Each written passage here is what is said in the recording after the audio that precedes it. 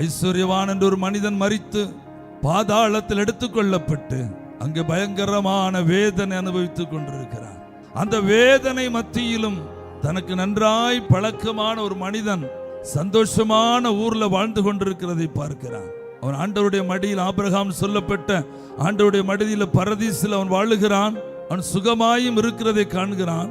இதை பார்க்கிற நேரத்தில் அந்த ஐஸ்வர்யவானுக்கு மனதில் ஒரு எண்ணம் வருகிறது, ஒருவேளை என் சகோதரர்களும் இந்த வேதனை உள்ள இடத்தில் வந்து விடுவார்களோ, என்னை பின்தொடர்ந்து என் சகோதரர்களும் இந்த வேதனை உள்ள இடத்தில் வருவார்கள், என்னை பின்தொடர்ந்து என் சகோதரர்களும் இந்த வேதனை உள்ள இடத்தில் வருவார்கள், ஆனால் அவர்கள் இங்கே வரக்கூடாது. அதற்கு என்ன செய்யலாம்?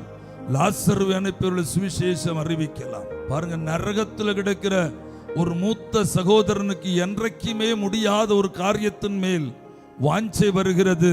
தன்னுடைய இளைய சகோதரர்கள் இந்த வேதனை உள்ள இடத்துக்கு வரக்கூடாது.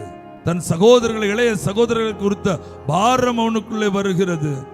குடும்பத்தில் இன்னும் ரட்சிக்கப்படாதவங்க இல்லையா? நீ ரட்சிக்கப்பட்ட மூத்த சகோதரி இல்லையா? தேவனுடைய பிள்ளையே, நீ உயிரோடு தானே இருக்கிறாய்.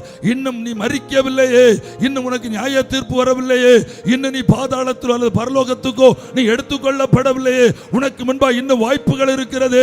ஆத்ம பாரத்தோட ரட்சிக்கப்படாத உன் புருஷனுக்காக, மனம் திரும்பாத உன் பிள்ளைகளுக்காக, உன் குடும்பத்தாருக்காக, உன் இளைய சகோதரர்களுக்காக, இளைய சகோதரிகளுக்காக நீ திறப்புல என்று அழுகிறாயா?